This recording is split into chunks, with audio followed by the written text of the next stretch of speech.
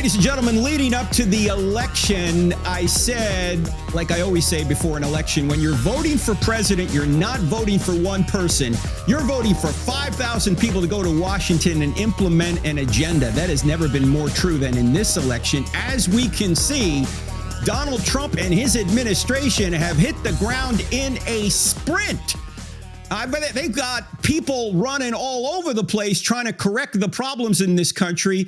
Of course, probably the person getting most of the attention is Elon Musk and DOGE, the Department of Government Efficiency. He's uncovering all sorts of crazy spending that is fraudulent.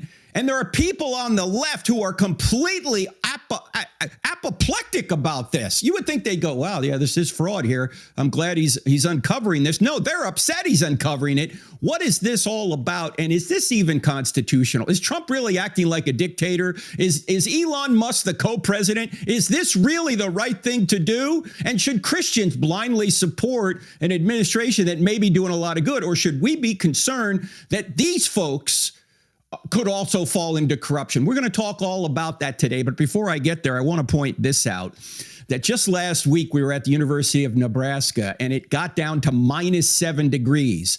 And the snowflakes at the University of Nebraska caused them to cancel the campus for a few snowflakes. And so we couldn't actually do the event on campus. Thankfully, our social media team was able to help us tell the world that we moved the venue just about 10 hours before the event. And thankfully, the place, we had it at a church just off campus. Thankfully, it got packed out. And we did the I Don't Have Enough Faith to Be an Atheist program there. You can see it live streaming on our YouTube channel. Now, the one we're supposed to do in a couple of days at William and Mary will probably also get snowed out. I'm telling you right now, keep an eye on our website and our YouTube channel for an announcement if that does get moved. We're looking to move it 2 weeks from now because they're going to get like 14 inches of snow up there. And if they get 14 inches of snow, everything's going to shut down. So keep an eye on it. I'm 90% sure it's not going to happen. It's supposed to be this Thursday, February 20th. I'm pretty sure, in fact, I'm positive. Well, maybe I'm not positive. You never know what can happen. Crazy things that have happened. I don't think this weekend's event in California is going to get snowed out. In Southern California, I'm due to be at Revival Christian Fellowship there in Menifee, California. That's just south of Ontario, about an hour or so between Ontario and San Diego, east of LA. We're going to be doing Does Science and Christianity Conflict? The first 3 services Sunday morning and then into Sunday night. And then we'll take questions Sunday night. That is going to be on the 23rd of February. That's this Sunday. And then I'll be in Dallas the next day and the day after that at the Empower Conference. That's the Southern Baptist of Texas Convention. If any of you are there, I'd love to see you there. I'm doing 3 presentations there. And then we got a lot more universities coming up later in the semester. So keep an eye on that. Also want to mention CIA, the online course is filling up. If you want to be a part of that, go to crossexamine.org, click on online courses. I'll be your instructor. So will Natasha Crane, Elisa Childers, and Greg Kokel, live instructors for live Zooms. Not only are we going to present to you, you're going to present to us. If you want to be a part of that, go to crossexamine.org, click on online courses. That course starts soon, so you want to be a part of that. Now, let's go back to the topic of the day. We're talking about what Trump and his administration have been doing. Is it unconstitutional, as some on the left have said? Is Elon Musk the co-president? And should Christians put a lot of faith in this administration, or should we look out for corruption from them as well? For that, my colleagues, Jorge Gil, who runs our Spanish podcast, and Dr. John Ferrer, who, by the way, is a PhD in philosophy of religion and ethics, they're going to take the conversation from here. It's going to be fascinating. Check it out. Here they go. Thank you very much, Frank. And now, ladies and gentlemen, what we are witnessing is something unprecedented in American political history. The term shock and awe is not just a military strategy anymore. It has become the defining characteristic of the first month of Trump's return to the presidency. 36 executive orders in the first week alone, 67 in just 3 weeks. These are not just numbers. These are artillery shells in what Steve Bannon called flood the zone, a strategy designed to overwhelm opposition through a relentless barrage of decisive action. Now, picture this. While Washington's established power brokers are still reeling from one executive order, 3 more have already landed. While they are scrambling to challenge one department reorganization, Elon Musk's Department of Government Efficiency team has already exposed another $500 billion in government waste. We are talking about $247 billion in payment errors, $10 billion spent maintaining empty buildings, and even $32,000 for 25 reheatable coffee cups at the Pentagon. But here is what is truly shocking. The Army siphoned $151 million from their own soldiers' food budget, sometimes leaving them with nothing but beans and bread. The critics say this is dangerous, that it is too much power moving too quickly. They whisper about authoritarianism and dictatorship. But here is the reality check. Trump is wielding the same presidential powers as his predecessors, just at a pace they never dared to attempt before. He has a Republican majority in both houses, a conservative Supreme Court, and something no president has ever had before, a Department of Government Efficiency run by the world's most famous tech entrepreneur. You want to know why this is working. It is because Trump is not playing by the old rules. He is not kissing the ring. He is not seeking permission from the political establishment. As one observer stated, it is like he flunked out of the Illuminati and now he is getting payback on those elitist chumps. He eats at McDonald's, dances badly in public, cannot talk smoothly, and he is polling at 53%, his highest approval rating ever.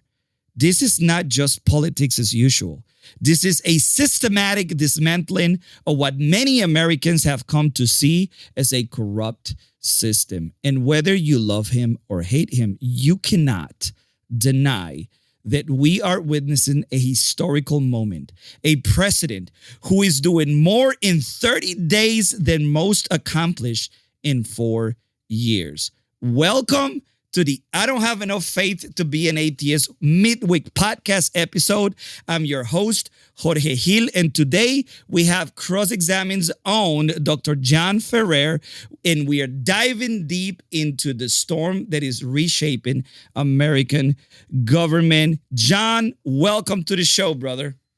Good to be here. Isn't this really fascinating what's going on in the political landscape? Look, I mean, have you been able to keep up with what's all going on? Listen, I sometimes get anxiety only opening my YouTube account and opening my Twitter, my X account, because there's so much stuff going on. It's hard to keep up. But I'm telling you what, you have to try and keep the pulse on what's going on, because it is very important to fall into the misinformation trail. And it's happening out there. So you have to be able to have a balanced view of this. So that's why I invited you here today. Frank is not available for recording today, but the show must go on. So we wanted to make sure that we have somebody qualified to talk about these issues, John. So I want to go ahead and start asking you questions about this. But before I ask you any other question, I want to ask you why you're interested in this so much. Well, it's easy to play the political partisan game. Pick a side, root for your team, and just stay loyal to them for life. I'm an Eagles fan, you're a Chiefs fan, whatever. And then we just shout at each other and root for our team. And that kind of bias can oftentimes blind us to what's really going on. And we miss the fact that this really isn't a game. there's actual consequences to this. People's lives, their jobs are on the line, their health, their well-being, their families. There's a lot going at stake here. And if we just let ourselves play the typical partisan game of just rooting Republican or rooting Democrat, we can miss a lot of the nuance, a lot of the important details that are there. And even if your own politics line up mostly with the platform of one side, if we're well-informed Christians, if we know our Bible, we have to understand that corruption isn't party specific. Yeah. The potential for just detonation and just destruction isn't party specific. This traces back to every human heart. As Solzhenitsyn said, the line dividing good and evil cuts through every human heart. And so when we recognize the political landscape with that perspective, even if we're, quote, rooting for our guy or rooting for our team, we have to have enough restraint to say, okay, even if I voted for Trump, I have to recognize he's not going to get everything right. He still has a fallen nature. He still needs Jesus just like all of us do. And we have to be leery of potential problems in the future. Even if he gets everything done that he promised, there's other ways to go wrong on the radical right. Just as there's ways to go wrong on the radical left, just as there are ways to go wrong trying to play the middle moderate option. So what you're saying is that when we're dealing with humans, I mean, people are going to make mistakes, right? And we have to, but we are responsible for making sure that we make as little mistakes as possible, correct? Yeah. There's no safe option where you can just take your stand and then just turn your brain off and just let the system do its thing. Let the method take over. Let the process just do all the hard work, all the hard thinking, all the discernment. Just suspend all of that and let the system carry you. That's not a live option for biblical Christians because we recognize that every system out there on this earth is fallen and it's going to tend to decay and corruption. That's going to be Republicans. That's going to be Democrats. That's going to be progressives. That's going to be conservatives. That's going to be Marxists. That's going to be neoliberals. That's going to be every system of thought out there. Absolutely. So in the beginning of the show, and obviously, you know, one of the questions that Frank answered over and over again is, should we be involved in politics as Christians? And that's what we've been kind of saying for years, that we've got to make sure that if it intersects with reality, and politics actually is at the center of reality, and we are Christians, we're responsible because a lot of the laws that go into effect are going to impact the way that we can share the gospel, the way that the rights that we have as Christians to be able to congregate, and a whole host of other things. But one of the main things about this campaign, this strategy that the Trump administration used during the election, and now as the current administration, is this whole idea of a shock and awe. This term, this I will say strategy that is used. What is this shock and awe strategy that is being utilized right now? Well, shock and awe was originally a military term for an overwhelming and spectacular show of force, and it was intended that you don't just show power, but you're trying to paralyze the enemy, crush their will to fight, and assert dominance, effectively winning the war before you have to follow through on the whole completion of it. You're winning on the front end. It's like winning the first quarter so devastatingly that the other team quits instead of finishing the game. Right. That's kind of the shock and awe pattern. It's also called rapid dominance. And I got to say, Trump's presidency so far has been described this way, and I think it's kind of accurate. He is instilling shock and awe in his opponents by moving faster than they could have expected and working more effectively and efficiently than even his supporters could have guessed.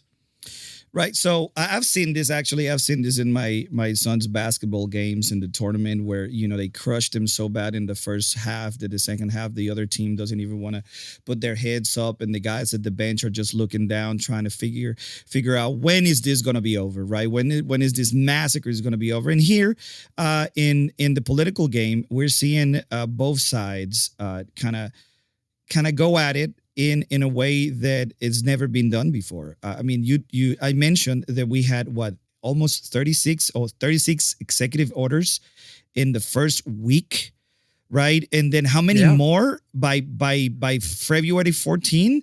I mean, he's it was using a lot of executive orders, which executive orders are within the power of the executive branch. That's the presidency. So he's allowed to give executive orders. He can't make new laws, though. And so he does have some constraints. The laws are for the legislative branch, legis, law. That's what they do. So that's Congress. And then enforcing that is the judicial branch, or I should say following through on the justice system. That's the judicial branch. But he can make executive orders. And one of the ways that he's kind of using the left's game against them is the executive branch, the presidential powers have gradually expanded over the years because the president can appoint new departments, staff those departments, and then use those departments to affect influence without any laws being passed, without Congress having a vote in it, without the citizens being able to vote on it. And so all of these departments, like the Department of Education, Department of Defense, USAID, these are originally started through executive orders. And so he has a lot of freedom to work with this, what's called the administrative state. That's the collection of all these other departments that aren't Congress and that aren't the judicial branch. And so just by working in drastic ways within this administrative state where the president is the head of it, he can do a lot to uproot corruption, cut out waste, and just transform the political landscape. So this shock and awe strategy, what are the tools that he's using to carry out this strategy? Well, we already mentioned one, executive orders. These are direct orders or mandates or directions that he gives that work in many ways like a law, but they're not quite a law because they didn't go through Congress. Mm-hmm. He's also been using the Department of Government Efficiency, DOGE as it's nicknamed, and a lot of aggressive negotiation tactics. You might have seen some of the kerfuffle over the U.S. and Canada hockey match that was recent. I love me some hockey. Not really. I'm not a fan, but I get it. I understand it. But I mention it here because the Canadian teams, the fans were booing the U.S. national anthem. Why? Well, because a few weeks ago, Trump threatened tariffs against Canada to kind of force them to the negotiation table to get Canada to do more to clean up the border, control the drug trafficking and human trafficking. Not that Canada's the main culprit, but nonetheless, he's trying to be fair on the northern and southern border there. And that's a negotiation tactic, and he's using this art of the deal at the table. Yeah, I did hear that, and I think he mentioned, I heard him say that tariffs is one of his top favorite words, right? And we notice how people like the president of Colombia kind of got straightened out within 30 minutes after a tweet. We've seen players all around the world kind of getting in line and understanding that, you know, the economic dominance of the United States and having somebody at the helm who has a backbone makes all the difference, right? And he's doing it fast, too. Right. And I think that the speed in which he's progressing and he's moving, I mean, it almost make it seem like he don't sleep, like that all he's doing is this. And it can really be overwhelming. Like it's almost like seeing Mike Tyson in his prime, just going at it, and you don't know where the punches are coming from. They come in so fast. All you have time for is to defend and make sure that you don't get knocked out too. It's like all of those lumps that he took over the last 8-9 years as the left was throwing everything in the kitchen sink at him. Instead of knocking him out and taking him out of the game, it made him mad. and now he's ignoring his critics. He's not bashful and trying to be diplomatic with them. He's not trying to appease the Democrats. He's not trying to work across the aisle. And frankly, strategically, he doesn't really need to because Republicans have the majority in the House, the majority in the Senate. They've got a conservative majority on the Supreme Court. And he's got majority support from the masses, polling at 53%, as you mentioned earlier. He's incredibly popular despite how livid his critics are right now.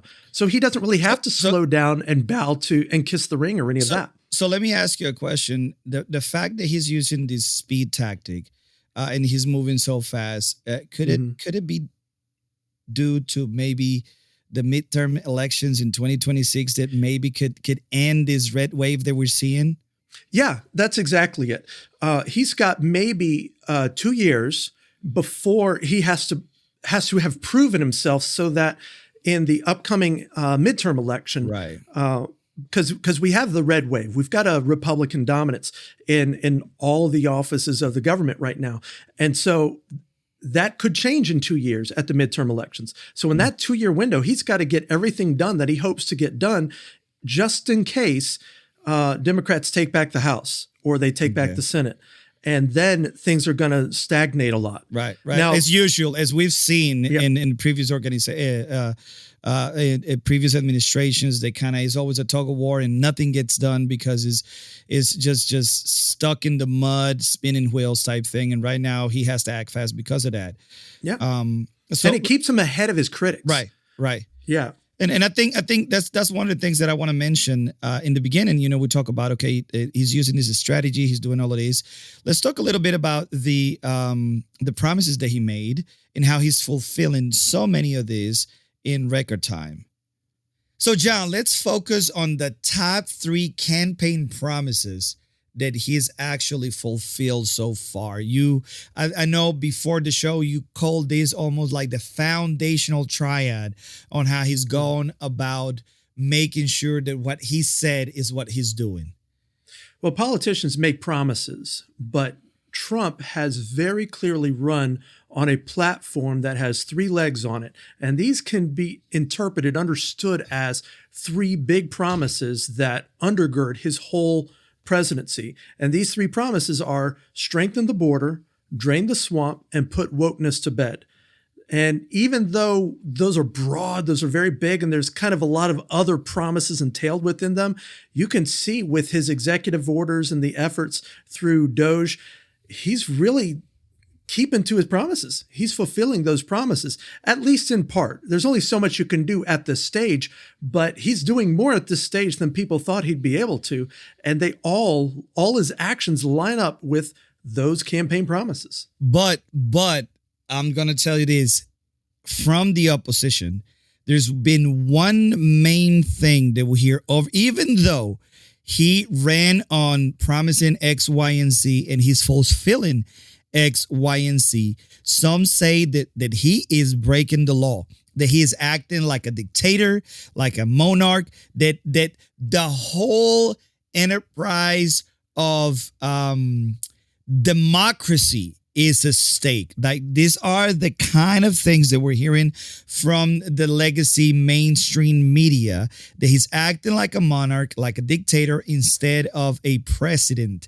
And actually, they saying that he's not even the president, that Elon Musk is the president. I know that I heard that going on and on and on and on the web, going on and on the legacy media, the mainstream media. But do they have a point, though? I'd say not really, but I don't want to be too dismissive, because I'm a red-blooded American and a part-time student of history, and there's always a deep suspicion within my perspective, within me, that says anybody with great power is liable to get corrupted by that power. And even if I voted for Trump, he's not my Messiah. He's not my Lord. He's not my King. I don't have religious faith in him to do everything right. I expect that anybody in that kind of position can go wrong, even if they started out right. So I'm not dismissive towards that objection, but I would say I don't think they're quite on target here, because almost all of his actions clearly fall in within the powers of the president, even if a couple of his actions toe the line. He's going to be facing some legal challenges, as we're seeing already. He's got several lawsuits coming at him. And I'd guess at least a couple, maybe 5 to 10% of his executive orders and similar actions are liable to be overturned, but time will tell. I just don't see, however, the signs of a dictator yet. He's too comfortable sharing the limelight, letting others get the glory. He's keeping to his campaign promises and not going off script, trying to consolidate power in some of the traditional ways, like declaring martial law or by being heavy-handed with the military or anything like that. He's not quite done that yet, though with any president in power, that's always a possibility. So I don't dismiss the critique on principle, but so far I don't yet see a good enough case to conclude that he's acting like a dictator. Okay, so do you think that the fact that he's running this administration like a open forum live stream is helping him not to be in the eyes of the public, obviously in the eyes of the left and in the eyes of the media? You know, he's got this dictator stamp on his forehead, but in the eyes of the public, the fact that he is just so transparent, so approachable, so inviting of the you know, that what we know today as the media and all the people who are reporting these things through you know, the internet and other ways that the information is getting out. Do you think that's helping him not to let that dictator label stick? Absolutely. Corruption thrives in darkness. And by shining a light, by being so clear and posting things and having so much open publicity, and we saw like the previous receipts, right? He's posting receipts. You can go to doge.gov and see these receipts. You can see now stuff that's allowed to be released. I mean, if people have social security numbers and stuff, you know, that stuff's still private. But they're showing their work, and this means that if you disagree, if you think he's covering it up, well, you can go see for yourself if there's anything being covered. That's a remarkable innovation given the technological capacity that they have right now. So he's got Musk, who's a tech leader in the world, as his kind of number one guy that's leading up the Department of Government Efficiency. And Musk, being the kind of guy he is he sets up a website. He starts posting all these things. He's using social media.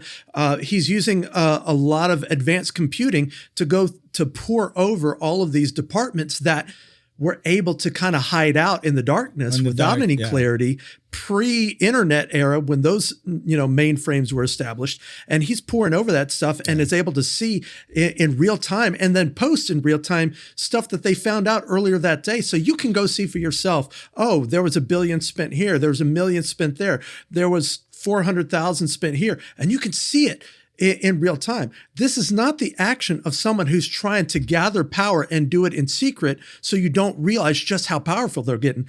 This is the action of someone who wants it all to be known.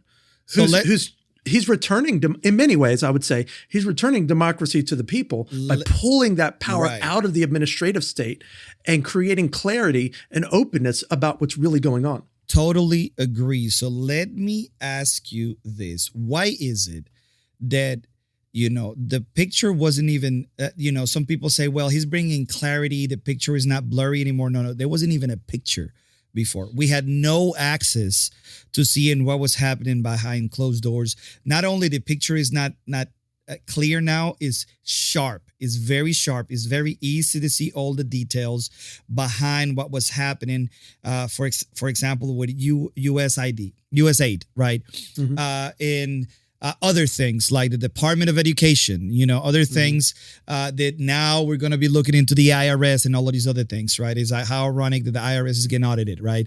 But one of the things that I want to say, why is it that if we're now seeing this kind of clarity, the loudest voices on the other side are not happy with the findings, but they're angry because of the people who are finding these things? Why do you think that the majority of the opposition is not focused on, wow, look at all these things that have been found, how great it is that we're going to be able to fix the issues internally, but they're actually angry because a search is being done and is yielding actual results? Well, we've been in a politically partisan landscape for the last couple election cycles and further back. And by partisan, I mean we're having a separation of the left and right that aren't talking together. They aren't working across the aisle. They're demonizing each other and out-personing each other. And that landscape has meant when your opponent does something good, you can't give them credit. You have to act like they're absolute demons and everything they do is the worst thing possible. That's the kind of civil discourse we've been having, which is to say it's not civil discourse. It's propaganda and argumentation and hatred. That's been much of the landscape for the past few election cycles, last few administrations. And it's gotten worse. And it's meant that we've lost a lot of the civil discourse where people could say, hey, I disagree with you over this, but I still respect you. That's good. Yeah. We agree on this. Yeah. Yeah, no, that's incredible. One of the things I've noticed is, for example, now they are criticizing the fact that the cost of living hasn't gone down, right? That's where they shifting the focus on, but they're not saying anything about the billions and billions and billions of dollars of wasteful spending that now we're seeing have been happening for years. And the interesting thing is that they're saying, okay, you haven't made the price of eggs and milk go down in the last 4 weeks, yet they had 4 years to do that and then some, right? So I'm going to ask you this. Since 2016, Trump had an incredible amount of opposition, right? And it is not like they just disappear, right? It's not like this opposition kind of just gone, is long gone. Now they still there, but how is it that even though the opposition is there and it's still rampant, it's still rabid, he's getting away with applying this shock and awe strategy? Well, some of the answer is in the question. The shock and awe strategy means he has the ability to move fast so he can outrun his critics. By the time they've got a team of lawyers together to challenge one of his executive orders, he's got 3 or 5 more coming down the pike that are already creating more chaos for them to have to sort through from their perspective. And so by moving that fast, they're having a hard time keeping up, because one thing government has traditionally been known for is it's slow, it's bureaucratic, it's cumbersome. Now, there's good there. That means there's accountability. Right. That means there's checks and balances. Ideally, bureaucracy is supposed to keep people from running roughshod over it and acting like dictators and monarchs. So it's good in that regard, but you end up with bureaucratic bloat and you end up with just slow, ineffective, lumbering behavior from the government that just keeps everything ineffective. But he's outrunning his critics by working in a very efficient way that is contrary to how most presidents have worked in the past. Can I say that he's running the government as a very efficient business? He's acting like a businesman, which is everything we should have expected of him since he's a businessman by trade. Absolutely. Yeah. Not your typical politician, but continue, man. We can add to that in his administration this time around, because he's got a Republican majority in both houses, in both the House and the Senate, and because there's a conservative majority on the Supreme Court, and because he has majority popularity in the populace, his runway is cleared for takeoff. He's got the freedom to do it, and he doesn't have to slow down and appease his opponents because they don't really have the power to stop him in Congress. Additionally, when you look at how he's been treated since 2015, the election cycle back with Hillary Clinton, and how you've seen a lot of very deep and dark functions of the government, the deep state type of stuff to come up with Russiagate, to get him impeached, to file criminal charges for him on stuff that Biden has at least as many more offenses or more than that. And he got away with it unscathed, but Trump doesn't. You throw all of that at him, and if it doesn't get him down, the effect is it makes him kind of stronger. So they kind of lost their footing by using every tactic they could and channeling it through mainstream media. And instead of turning the people against Trump was able to turn the people against the media. And so they lost their footing. He kind of took their weapons and started using them against them by taking all of this negative press and turning that into proof of how biased the press is. Wow. It's a very, very, I don't consider him a terribly smart guy. I'm not saying he's dumb, but he's not a PhD, but he is savvy. And he's shown a lot of his business savvy and a lot of his New York shrewdness in the course of the last 9 years as he's faced attacks from all over. Wow. Yeah, that's incredible. We notice how, the legacy media and, the left has pretty much become just ineffective in actually dealing attacks because and I think has to do with the transparency of how he's moving and the speed in which he's moving. And we've seen them fumble over and over again to the point that now they are making just factual mistakes that are common knowledge to everybody. And you will look at what they say and you're like, how come they're saying stuff like that when all you need is 2 clicks and find out that these things are completely false? So yeah, he's definitely has been able to achieve that. And I don't think. Can I say something to that? Yeah, absolutely. We're seeing in our lifetime a shift in authority from legacy media that can dictate the narrative. And if you can just capture CBS, ABC, NBC, CNN, Wall Street Journal, if you can just capture those organizations, AP, NPR, and make sure that they get the script and they stick to the script, then you can dictate to America what is true. What's true, yeah. But it doesn't work like that anymore because we've seen a decentralization of information. And now this independent blogger or a fact checker from Wichita can post something and it goes viral where they're exposing the lie that somebody who's making $1 million every month is getting paid big bucks to promote. And now he's got to compete with some volunteer out there who's making nothing because it's a decentralized landscape. And the effect has been that the left that's leaned a lot on their control over the media, they're losing their grounding and don't really and are just now trying to cope with the fact that they don't have the authority to dictate the narrative like they used to. Absolutely. And we've seen this now with Donald Trump. If Marvel Universe has Iron Man, Donald Trump is the Teflon Don of the Republican Party. Absolutely. And that's in part because the media can't dictate what people should think about him anymore like they used to be able to. Yeah, no, and it is incredible that he has his mugshot outside in that little meeting lobby before the Oval Office. It's just incredible how he plays on this, and something that was intended to put him down, it actually propped him up, and he gave him the underdog. Yeah. And he gave him street cred, and that is very, very attractive to the younger demographic, very attractive to the young man that is tired.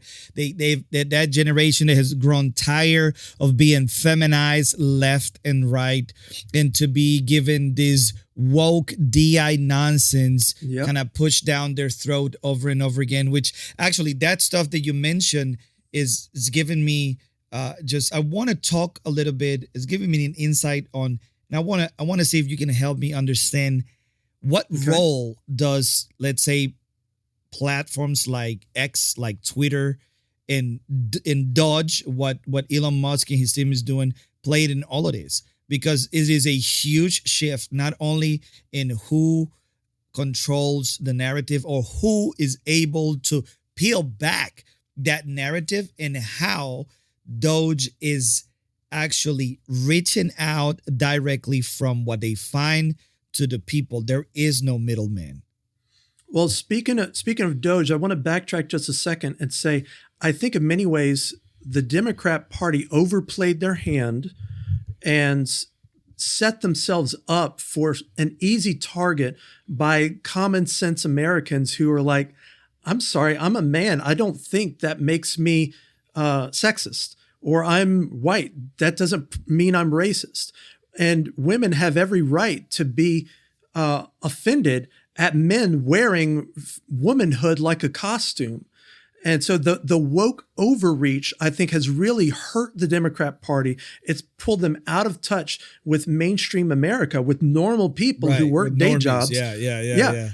And so it's really set them up to be a really soft target, easy to expose, because the king doesn't have any clothes on.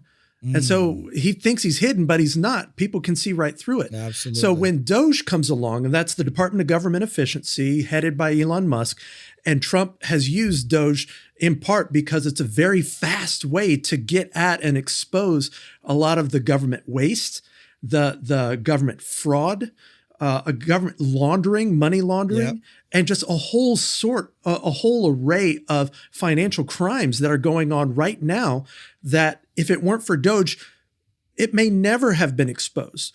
So Trump has appointed Doge to play a huge role in this, and they move quick. Elon Musk will bring in these little tech savvy hirees, which oftentimes are like 19, 20-year-old kids who are just, computer savvy. Yeah, whiz kids, Musk's wizards. So they're able to keep up the speed of the shock and awe campaign. And this is important because it means they can expose corruption and waste before the evidence can get shredded, before they can wipe the hardware, wipe the hard drive.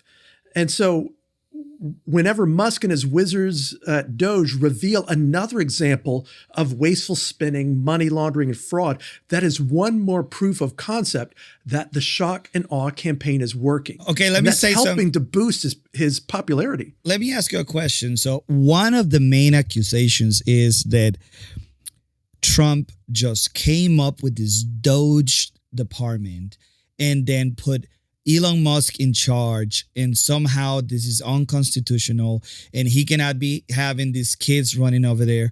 But I believe that the truth is different because from the outside, it looks like, hey, Doge was created by Trump. But tell us the truth about where Doge comes from.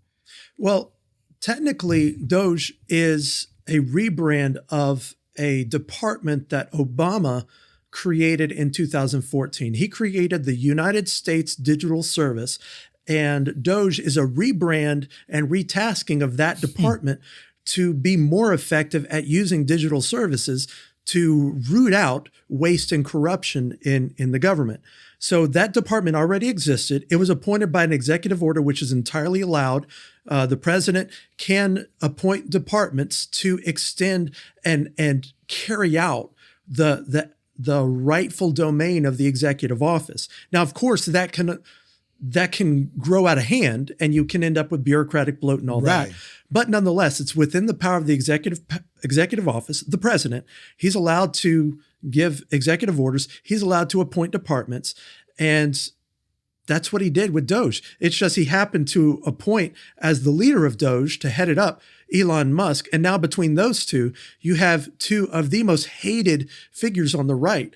And the left runs a big risk of missing out on an opportunity to say, yes, we oppose corruption. Yes, we oppose waste. Yes, we oppose bureaucratic bloat. They're not doing that. They're opposing the ones who are holding the flashlight, not the corruption. So that is how it is so crazy that they are not talking about the wasteful spending. They blaming the people who are finding the wasteful spending. The left has a great opportunity to reconnect with the American base, with the average Americans. Right or left doesn't matter. We're talking about normal people who have a working sense of how people are, how reality is. And they see there's two genders out there. They see that folks in power will abuse their power. They see that bureaucracy is too cumbersome. They see all of that and they reckon upon it. And the left is saying, ignore all that, hate on Trump, hate on Musk. They're bigwigs. And I mean, I'm fine with honest critique of them. I'm fine with free speech. I'm fine with civil dialogue and debate. I don't think any of these people are messiahs. They're no Jesus Christ. So I'm not saying there's not grounds to critique them, but by so hyper focusing on the person, they're missing a huge opportunity to reconnect with people and re-earn some of the trust that they lost by woke overreach over the last 4 years. Okay, so you talk about woke overreach, and a part of, I think, one of the things that the platform and the things that they ran on was, this whole idea of putting wokeness to bed, right? Strong border and draining the swamp, right? One of the things that I think that we want to focus on is on that particular thing, draining the swamp, talking about government waste and corruption. And what do Trump and Musk critics have to say about that particular thing? One of the biggest things I remember, not only his first campaign, but his second campaign, was draining the swamp. I know that in his first campaign, in his first presidency, not in his second campaign, his third campaign, but during his first presidency, he was really green when it comes to politics and the team that he brought in. So he couldn't drain the swamp. Now, this second go around, after, the Biden administration and all the hell that they put him through, all the difficulties that they put him through, and now he comes in and he says, you know what? I'm really going to drain the swamp now. Why is it that Musk and Trump critics are so focused on them two and not the corruption, not the drainage that is happening? Well, obviously they can't say that they support waste and corruption. And just being fair-minded out here, no one out here is going to say that they support waste and corruption. Some people will, because a rotting carcass is going to draw some parasites, right? Right, absolutely. And you can have something that needs to die and be buried, but there are folks who are living off of it. So that's kind of what you can have at an institutional level sometimes.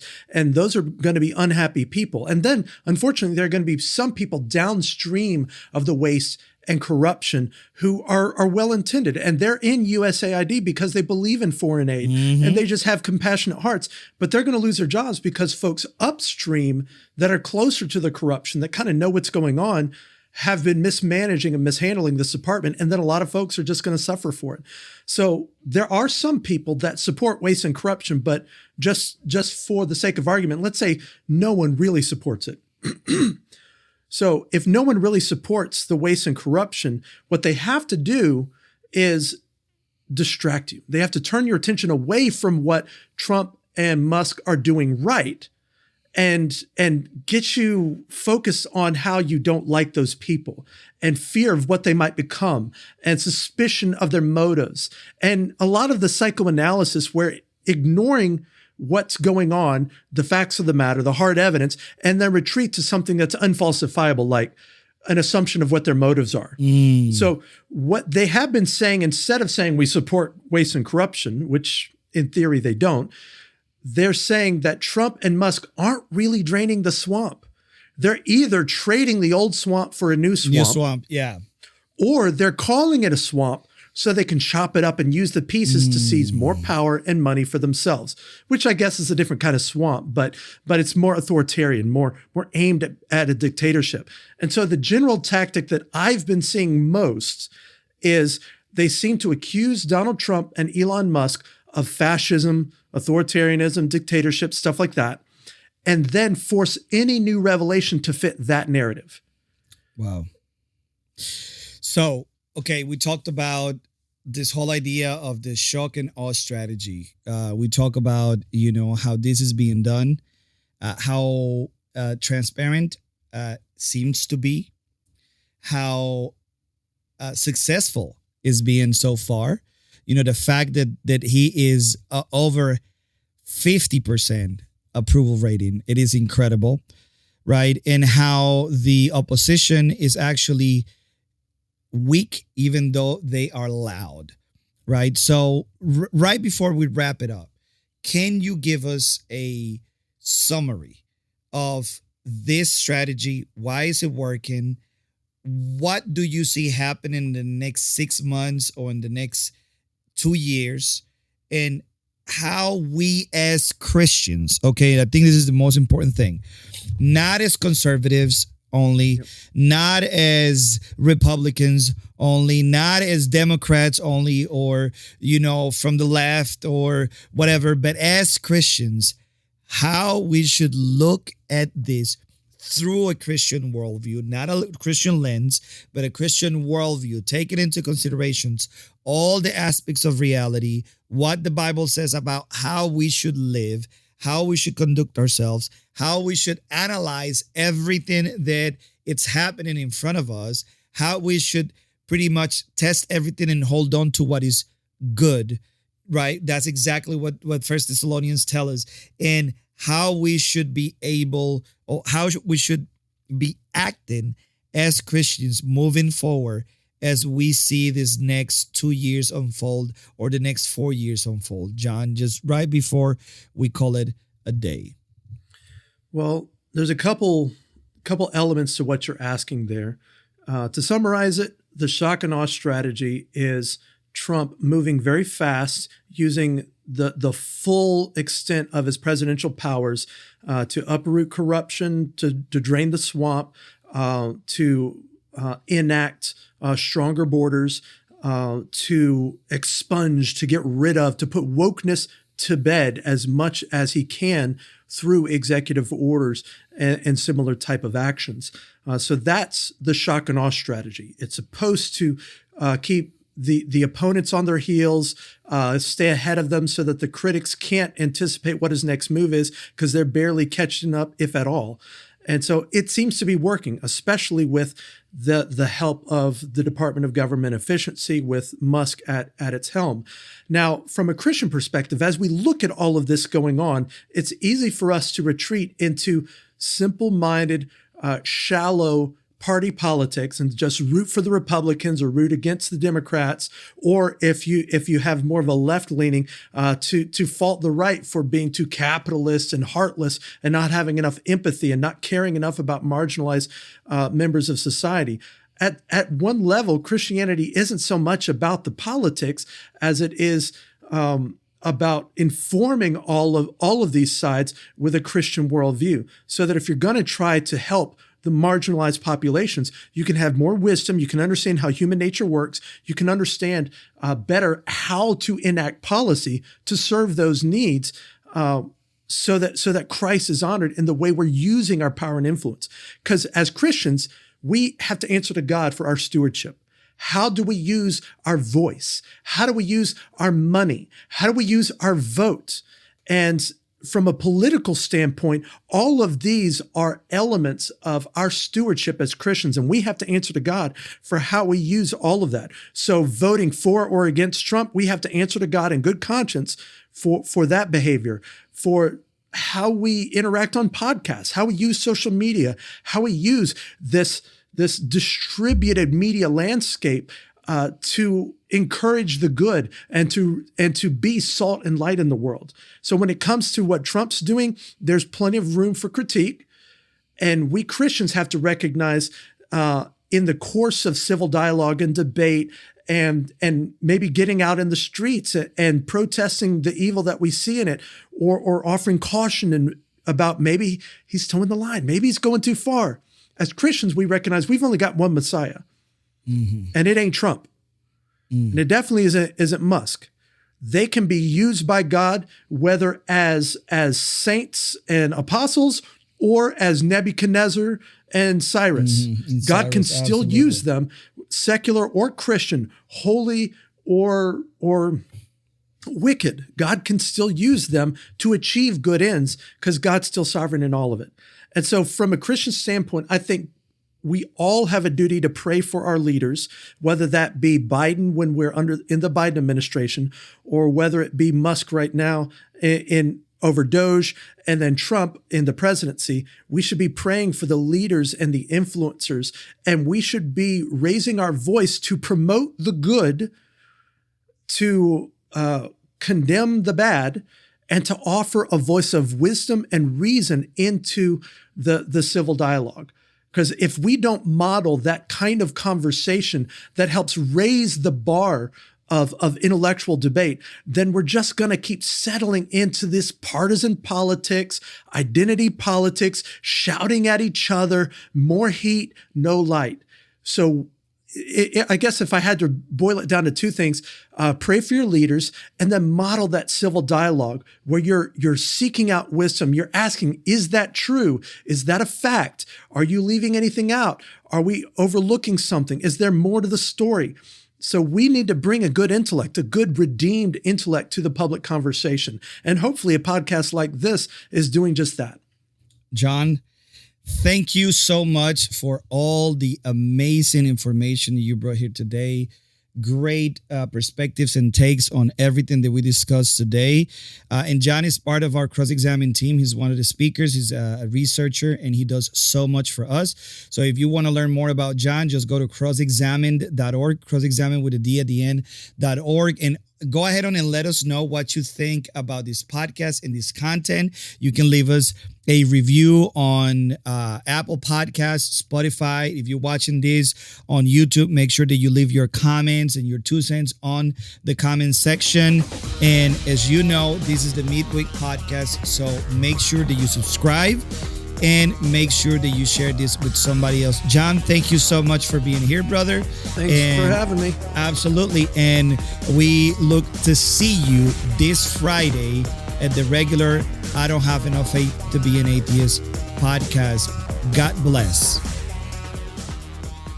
If you're looking for solid answers to life's biggest questions, don't miss the latest episode of I Don't Have Enough Faith to Be an Atheist. Find it on Apple Podcasts, Spotify, Pandora, iHeart, OnePlace, and Podchaser. Tune in, discover the truth, and share it with someone who needs it. Let's keep spreading the truth together.